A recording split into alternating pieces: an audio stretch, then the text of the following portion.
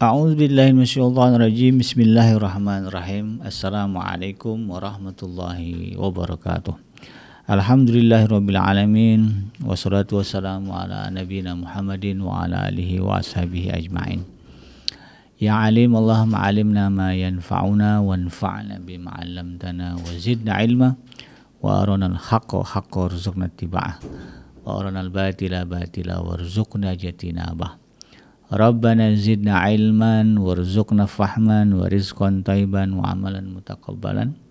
Ya Ghafur Rabbana innana amanna faghfir lana dzunubana wa qina adzabannar. Amma ba'd. Alhamdulillah, segala puji dan syukur adalah milik Allah. Dan karena rahmat dari Allah kembali kita berjumpa di channel iDream TV dalam program Keluarga Muslim, ya, di mana insyaallah kita akan belajar tentang bagaimana mewujudkan rumah tangga yang sakinah, ya, yang tentram, mawaddah, ya, penuh cinta, warahmah, penuh dengan sayang, sehingga kemudian kita bisa, ya, merasakan kebahagiaan di dalam rumah tangga sebagaimana yang digambarkan oleh Rasulullah, baiti jannati, ya, rumahku kata Rasulullah seperti surga bagiku. Nah, ini yang kemudian kita coba usahakan, ya, di program ini. Tidak lupa kita baca salawat dan salam. Allahumma sholli ala sayyidina Muhammad wa ala ali sayyidina Muhammad. Assalamualaikum ayuhan nabi wa rahmatullahi wabarakatuh. Semoga Allah terima salawat dan salam yang kita baca dan dilimpah curahkan kepada para nabi, para rasul, wabil khusus Rasulullah Muhammad sallallahu alaihi wasallam. Dan semoga termasuk, ya, dan semoga kita termasuk ke dalam kelompok orang yang akan berbahagia ketika kita berjumpa dengan Allah nanti di yaumul mahsyar, dijauhkan dari siksa api neraka, dimasukkan ke dalam jannah, ya. Insyaallah, ya, amin ya rabbal alamin. Dan yang paling penting juga, ya, semoga kita nanti dipertemukan Allah dengan Rasulullah Muhammad sallallahu alaihi wasallam. Sahabat hadirin yang dirahmati Allah dimanapun Anda berada, di dalam kesempatan kali ini di program Keluarga Muslim saya akan mengangkat satu tema, yaitu tentang manajemen cinta di dalam keluarga. Sebagaimana kita ketahui, ya, bahwa yang namanya pernikahan, ya, sahabat hadirin, ini kan bagian dari perintah, sebetulnya perintah syariat, ya. Perintah Allah Subhanahu wa taala, ya. Di mana Allah Subhanahu wa taala menyebutkan, ya, bahwa, ya, dengan pernikahan itu, ya, kita akan mendapatkan pelajaran, sebetulnya pelajaran besar, ya, pelajaran besar dalam kehidupan kita itu tentang cinta, ya. Ya, jadi tentang cinta. Ya, kalau kita, ya, tidak menikah, itu, ya, sahabat iDream, maka agak sulit, ya, bagi kita untuk kemudian mempelajari bagaimana sesungguhnya rasa cinta itu.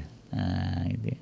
Bukannya tidak bisa, karena kan level kecerdasan manusia itu beda-beda, ya, sahabat hadirin. Kalau levelnya Imam Syafi'i, ya, Imam Ahzab itu, mereka tentu beda dengan kita, ya, di sisi kecerdasan mereka. Ya, tapi kalau orang awam, ya, kita secara umum gitu kan, ya, untuk bisa, ya, memahami lalu kemudian mengamalkan, ya, atau menceburkan diri ke dalam rasa cinta kepada Allah ini, ya, tidak mudah, ya. Karena kan cinta, ya, cinta kepada Allah itu, ya, sahabat hadirin, itu merupakan bagian dari kunci keselamatan, ya. Sebagaimana yang disebutkan Rasulullah kan di dalam Al-Qur'an, ya. Disebutkan Allah di dalam Al-Qur'an bahwa Rasulullah diperintahkan oleh Allah Subhanahu wa taala untuk mengatakan hal itu, ya. Ya, di mana Allah mengatakan qul in kuntum tuhibbunallaha fattabi'uni yuhibbukumullah wa yaghfir lakum dzunubakum. Qul, katakanlah wahai Muhammad kan ya kepada umatmu, in kuntum, jika kalian tuhibbunallah, mencintai Allah, fattabi'uni, ya, maka ikutilah aku, ya, ikutilah Rasulullah. Yuhibbukumullah, ya, maka Allah akan mencintai kalian. Wa yaghfir lakum dzunubakum, ya, dan Allah akan mengampuni dosa-dosa kalian. Jadi maka penting bagi kita untuk memahami bagaimana sesungguhnya ya, rasa cinta itu ya, ada di dalam dada kita. Ya. Bagaimana sesungguhnya rasa cinta kepada Allah itu terasa di dalam dada kita. Nah untuk itu kemudian ya salah satu tujuan pernikahan yang bisa saya tangkap ya di dalam Al-Quran, salah satu itu ya, bahwa dengan menikah itu kita kemudian jadi tahu ya, tentang bagaimana sebetulnya rasa cinta itu. Karena bab cinta itu sahabat Edrim kalau dibahas ya nggak cukuplah sejam 2 jam ya, 1 semester lah ya, 1 SKS, 2 SKS lah gitu ya. Dengan adanya cinta kepada Allah Subhanahu wa Ta'ala ya, kalau bicara cinta itu nanti efeknya kemana-mana ya.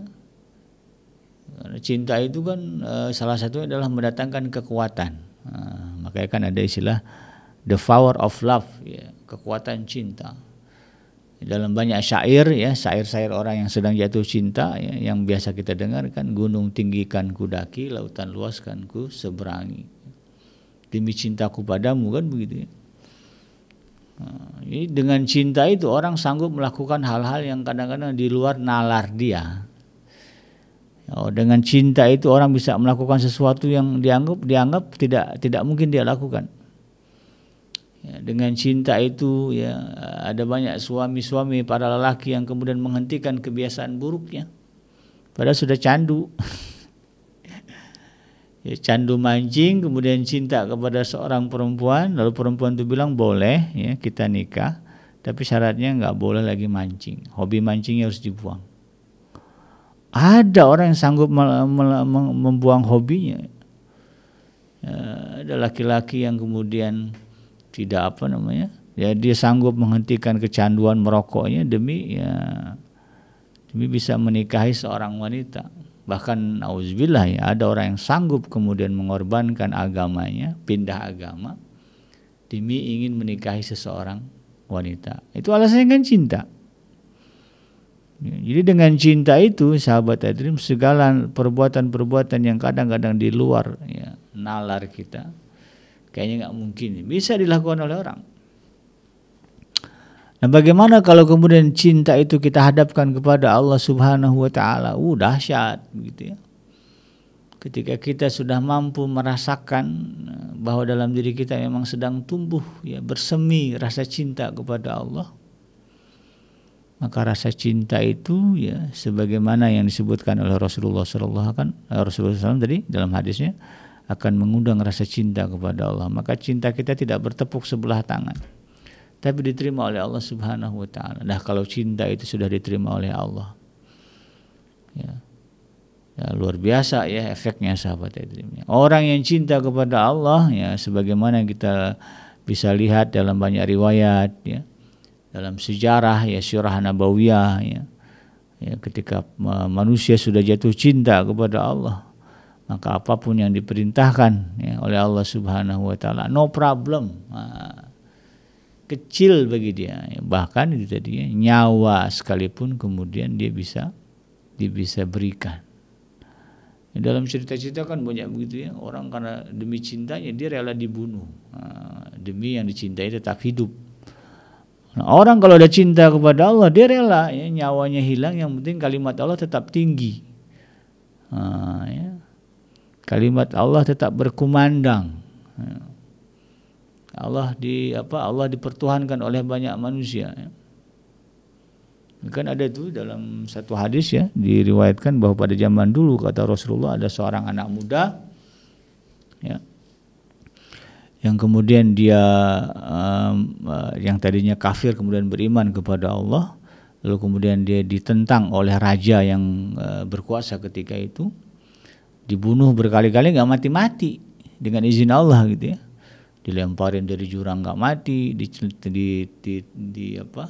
ditenggelamkan di lautan nggak mati gitu. Raja ini bingung ya, maka kemudian gimana cara bunuh kamu? Terus si anak muda ini bilang gampang ya. Kumpulkan orang rame ya, rakyat kamu itu semua, lalu kemudian panah saya, tapi sebelum ketika akan memanah ucapkan kalimat itu tadi dengan menyebut Allah, nama Tuhan anak muda ini gitu ya. Maka saya akan mati. Dijalanin benar itu ya. Jadi dikumpulin rakyatnya gitu kan, menyaksikan ya, tentu rakyat udah tahu ini kenapa nih orang dibunuh, karena dibunuh berkali-kali nggak bisa gitu kan, hidup lagi masih tetap bertahan hidup nih, mau dibunuh nih tapi dengan cara dia nih gitu kan. Lalu dilakukan lah itu, dan ternyata betul kan, begitu melesat panahnya kena dadanya, lalu kemudian dia meninggal. Tapi kenapa dia melakukan itu? Sasarannya adalah ya, bahwa orang yang menyaksikan itu semua sadar bahwa memang ada Tuhan yang berkuasa, yang menghidupkan dan mematikan. Siapa dia? Allah. Maka semua harus tunduk dan taat kepada Allah. Maka kemudian orang-orang yang menyaksikan itu tunduk, ya, mengakui keagungan Allah Subhanahu wa taala, mengakui ketuhanan Allah Subhanahu wa taala. Jadi Islam semuanya. Jadi ada orang yang rela mati demi tegaknya kalimat Allah. Kenapa? Karena itu tadi ya, cintanya. Sebagaimana disebutkan oleh Allah Subhanahu wa taala di dalam surah Al-Baqarah ayat yang ke-165, wa minan nasi may yattakhidhu min dunillahi andada yuhibbunahum ka hubbillah wallazina amanu asyaddu hubban lillah. Ya. Di antara manusia, kata Allah, ada yang menjadikan sesuatu selain Allah sebagai tandingan-tandingan baginya yang mereka cintai seperti mencintai Allah. Wallazina amanu, dan adapun orang-orang yang beriman, kata Allah, asyaddu hubban lillah, kecintaan mereka kepada Allah sangat besar. Ya. Mereka sangat kuat cintanya kepada Allah Subhanahu wa taala. Jadi aslinya sahabat Edrim, kalau kita mengaku beriman kepada Allah Subhanahu wa taala, harusnya dalam dada kita muncul ya, terasa sama kita bahwa memang kita cinta kepada Allah. Nah, muncul pertanyaan, emang bisa bikin jin mencintai sesuatu yang tidak kita lihat? Bisa. Banyak kok kisah-kisah dalam cerita-cerita bagaimana manusia bisa mencintai sesuatu yang tidak dia lihat. Ada LDR ya, long distance relation ya. Itu kan bisa jadi nggak kenal, nggak tahu gitu kan. Dulu saya pernah nonton film itu ya, ini based on true story gitu kan, bahwa ada orang menemukan botol gitu kan di lautan, ternyata tulisannya di botol itu ada tulisan ya, yang bercerita tentang seseorang wanita gitu ya. Ini yang nemuinnya laki-laki kalau nggak salah ya. Lalu kemudian laki-laki ini membaca tulisannya begitu indah ya, lalu kemudian dia membayangkan bahwa wanita yang menulis ini begitu cantik ya. Lalu kemudian dia balas suratnya, dibuat surat lagi, taruh di botol, lalu kemudian dibuang ke laut. Ternyata ya, botol itu ditemukan oleh perempuan yang nulis itu. Lalu kemudian intensif ya, balas-balasan, dan itu terjadi karena cinta. Nah, jadi bisa kita itu mencintai sesuatu yang kita tidak lihat, itu kan. Jadi untuk mencintai sesuatu itu nggak mesti kita lihat. Yang tidak kita lihat pun, asal kita tahu dan kita bisa merasakan kehadirannya, kita bisa kemudian menaruh rasa cinta. Dan Allah katakan di dalam ayat ini kan, wallazina amanu asyaddu hubban lillah, dan orang-orang yang beriman kepada Allah sangat kuat cintanya kepada Allah. Jadi aslinya itu ya, orang Islam itu, orang mukmin itu ya, itu bisa merasakan ya, kecintaan kepada Allah yang begitu besar. Nah, bab cinta ini tadi ya, sebagaimana yang saya sebutkan, itu tentu agak sulit ya dirasakan oleh orang awam kalaulah tidak kemudian mereka belajar lewat mana ya, lewat pernikahan, membangun keluarga. Karena pada prakteknya itu tadi ya, laki-laki kemudian menikahi perempuan karena rasa cinta ya, kepala rumah tangga bertanggung jawab kepada keluarganya lahir batin. Kenapa? Karena cinta. Ya, dia merasakan cinta di dalam dadanya. Dia nangis ya, dahsyat ya, nangis besar ketika mendapati anaknya misalnya ada apa-apa ya, sakit atau kecelakaan atau meninggal. Kenapa? Karena di dalam dadanya ada cinta kepada anak. Dia menjadi stres ya, menjadi apa lagi ya, mengurung diri ketika mendapati orang tuanya meninggal. Saya punya cerita ya, ada kerabat ya, yang kemudian selama berapa bulan itu dia kayak orang stres, kayak orang setengah gila gitu kan, setelah meninggal oleh ibunya. Karena saking cintanya kepada ibunya, ya dia bilang selama beberapa bulan itu udah kayak orang gila gitu, ngomong sendiri di depan rumah ya, karena bagi dia rasanya ibunya masih ada. Sampai begitu. Nah, saking besarnya cinta. Nah, dan bagaimana mungkin kalau kemudian ketika kita tidak berkeluarga, tidak pernah ya, tidak menjalani tidak menapaki ya syariat pernikahan, kita kemudian bisa tahu detail dalam tentang cinta. Dan melalui pernikahan inilah ya kita bisa mempelajari cinta, merasakan cinta dengan jalan yang halal gitu ya. Bisa aja nggak nikah gitu kan merasakan cinta, tapi kan haram ya di luar pernikahan itu ya. Dalam artian ya mencintai seorang wanita ya, kemudian kumpul kebo itu kan, ini bisa aja kan tuh, itu karena cinta juga, tapi kan itu haram. Jadi Allah fasilitasi jalan yang halal, yaitu dengan pernikahan. Maka dengan pernikahan itu kita bisa melihat tanda ya, atau melihat ayat-ayat Allah ya. Kan kalimat ayatnya kan begitu kan, wa min ayatihi an khalaqalakum azwajan min anfusikum kan gitu. Dan di antara tanda-tanda di antara ayat-ayat Allah itu apa? Dia menjadikan kalian pasangan dari jenis kalian. Jadi dalam pernikahan itu, jadi dalam institusi keluarga gitu, keluarga kita itu ada ayat Allah yang nyata. Dan yang paling besar tentu adalah ayat tentang cinta. Nah, karena kan rumah tangga itu dibangun atas dasar cinta kan, atas dasar mahabbah. Nah, oleh karena itu kemudian sahabat iDream ya, ini juga harus menjadi sebuah pemahaman ya bagi kita, bahwa kita harus tahu ya, tentang bagaimana memanage, mengurus, mengatur rasa cinta ini dalam keluarga kita. Karena pada hakikatnya apa? Ya, ketika kita berkeluarga berdasarkan ya karena Allah tadi ya, maka sesungguhnya kita sedang belajar ya, berusaha dengan pernikahan ini, dengan membangun keluarga ini, kita semakin besar cinta kepada Allah. Kan sasaran akhirnya kan begitu. Makanya kan ada ayat yang menyebutkan ya, jangan sampai kemudian anak istri menyebabkan kita lalai dari mengingat Allah kan. Bisnis apa semua jangan sampai menyebabkan kita lalai. Lalai dari apa? Ya lalai dari mencintai Allah. Jangan sampai kita bisa mencintai keluarga kita, merasakan cinta yang besar kepada keluarga kita, ya kepada anak kita, kepada orang tua kita, kepada mertua kita. Tapi kemudian kita tidak merasakan cinta yang besar kepada Allah. Ya, mencintai keluarga bisa terasa gitu, tapi kemudian ketika berhadapan dengan Allah hambar. Ya, dada ini hambar. Nggak ada rasa cinta kepada Allah. Ya. Nah, ini salah, gitu kan? Salah kaprah nikahnya. Justru seharusnya apa? Ketika dia sudah masuk sudah berada di dalam rumah tangga, ya, sudah menjalani proses pernikahan, ya, membangun keluarga, kemudian dia renungi, paham betul dia, oh beginilah rasa cinta, yang dahsyatnya luar biasa, efeknya kemana-mana. Maka kemudian hadapkan ya cinta yang besar itu kepada Allah Subhanahu wa Ta'ala. Jangan sampai justru apa?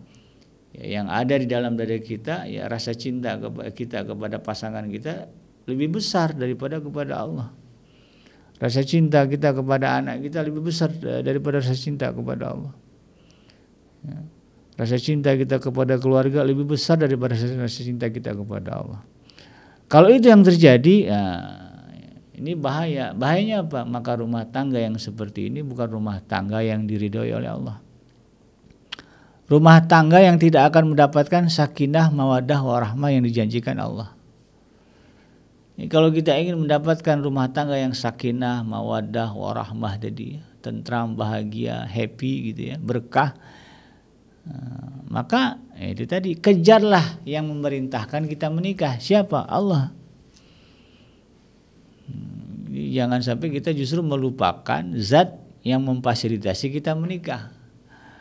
Ya, karena tujuannya kan itu, ini belajarlah kamu mencintai, gitu kan, supaya kamu bisa mencintai aku, kan begitu. Ini udah asik mencintai yang lain, Allahnya dilupain. Nah, itu nggak boleh. Ya.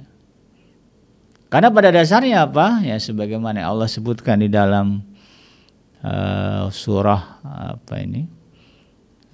Surah Al-Ahzab ya, ayat yang keempat. Ya. Allah mengatakan ma ja'alallahu lirajulin min qalbaini fi jawfi. Ya. Allah tidak menjadikan bagi seseorang dua hati dalam rongganya. Ini satu isyarat kepada kita bahwa Allah tidak suka kalau kemudian cintanya terbagi, ya. Cinta hambanya itu terbagi. Jadi Allah ingin ya, manusia ini ya, menghadap kepadanya dalam keadaan cinta full kepada Allah. Dari awal juga sudah jelas kan, wa ma khalaqtul jinna wal insa illa liya'budun ya, dalam surah Az-Zariyat kan. Hidup mati kita ini terjadi karena memang supaya kita itu menjadi abid, menjadi hambanya Allah. Maka hamba yang terbaik adalah hamba yang menjalani penghambaannya karena cinta. Kan begitu kan? Nah, maka pernikahan ini harusnya menjadi fasilitas, menjadi sarana, menjadi batu pijakan bagi kita untuk kemudian semakin kuat dan besarnya rasa cinta kepada Allah, sebagaimana disebutkan di dalam surah apa namanya, surah Al-Baqarah tadi ya, wallazina amanu asyaddu hubbalillah, dan orang-orang yang beriman itu sangat kuat cintanya kepada Allah Subhanahu wa taala ya. Di satu sisi ya Allah Subhanahu wa taala juga sebagaimana disebutkan di dalam hadis ya, Rasulullah sallallahu alaihi wasallam, bahwa Allah Subhanahu wa taala itu memiliki kecemburuan. Ya. Ini hadisnya sahih, diriwayatkan oleh Imam Bukhari dan Muslim ya. Dari Abu Hurairah radhiyallahu anhu ya, di mana disebutkan an Abi Hurairah an Abi Hurairah radhiyallahu anhu anin Nabi sallallahu alaihi wasallam qala inna Allah ta'ala yaghar ya. Wa ghairatullahi ayyatiyal mu'min ma harramallahu alaih ya, ini muttafaqun alaih. Ya, dari Abu Hurairah radhiyallahu anhu ya, dari Nabi sallallahu alaihi wasallam dia berkata ya, Rasulullah SAW bersabda, Inna Allah Ta'ala yaghar ya, sesungguhnya Allah itu, Allah Ta'ala ya, Allah yang maha tinggi itu memiliki kecemburuan. Wa ghairatullah, dan cemburunya Allah itu apa? Ayyatiyal mu'minu ma harramallahu alaih ya, ketika seorang mukmin itu melakukan hal yang diharamkan oleh Allah Subhanahu wa taala. Ya, dan yang paling tinggi tingkat keharamannya apa? Mencintai selain Allah ya, sama atau bahkan melebihi ya. Ya sama aja nggak boleh gitu kan? Apalagi lebih ya. Ya, lebih cinta istri atau suami daripada cinta Allah. Wah, itu Allah nggak suka itu yang betul-betul mengundang kecemburuan Allah Subhanahu wa taala. Ya yang logis-logis aja lah kan begitu. Allah yang ngasih kita rezeki, ngasih makan, ngasih hidup, ngasih fasilitas semua. Tapi yang kita cintai kemudian selain Allah, ya dalam hal ini mungkin pasangan kita, mungkin anak kita, mungkin orang tua kita, ya mungkin atasan kita, mungkin pekerjaan kita, pokoknya selain Allah dah. Kalau itu yang terjadi, ya logisnya kan gimana Allah nggak cemburu gitu kan? Kok bisa gitu ya? Allah yang ngasih makan, Allah yang ngasih hidup, tapi kemudian cinta terbesar kita justru kepada selain Allah. Makanya nggak bisa jadikan bahwa Allah tidak menciptakan dua hati dalam satu rongga. Maunya apa? Maunya Allah apa? Rongga di dalam dada kita itu hanya diisi oleh satu hati, dan hati itu adalah hati yang mencintai Allah Subhanahu wa taala. Nah, itu teorinya begitu ya. Nah, ini yang kemudian kita harus perjuangkan bagaimana ya. Selain Allah Subhanahu wa taala ya, dalam konteks kita berkeluarga itu tidak kemudian menjadi pesaing Allah ya. Jangan sampai anak kita masuk ke dalam rongga dada kita mengalahkan kecintaan kita kepada Allah. Jangan sampai pasangan kita ya, masuk ke dalam dada kita mengalahkan kecintaan kita kepada Allah. Apa buktinya? Ya tinggal muhasabah aja. Ya, kalau diminta pasangan mengerjakan sesuatu, kita kerjakan enggak? Misalnya istrinya bilang, ayah tolong ini, tolong itu. Nah, gimana suami? Woligat. Nah, tapi ketika Allah memerintahkan ini itu, ada nggak kita seligat ya, sekuat serajin ya, sepatuh ketika diperintah oleh pasangan, ketika diminta oleh pasangan. Giliran istri yang ngomong bat sat gitu, tapi ketika Allah memerintahkan kita santai, kita kadang-kadang nunda-nunda. Gimana?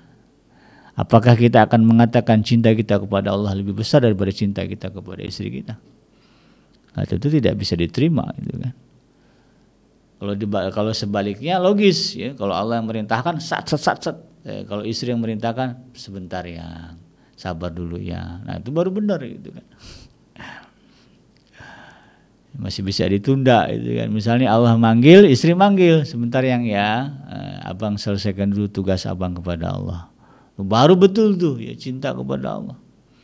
Yang lain bisa ditunda, tapi urusan dengan Allah nggak bisa ditunda. Kadang-kadang yang ada kebalikannya ya. Ketika kita berurusan dengan manusia, lalu kemudian datang waktu berurusan dengan Allah, kita kesampingkan dulu urusan dengan Allah. Nah, Allah bisa diundur lah ya. Nah, yang ini dulu nih. Nah, ini juga harus menjadi muhasabah dalam diri kita. Kalau memang kita cinta kepada Allah, pastikan ya, bahwa Allah di atas segala-galanya. Bahwa perintah kepada Allah ya kita junjung tinggi di atas kita menjunjung perintah-perintah yang lainnya gitu. Nah, larangan Allah juga sama ya.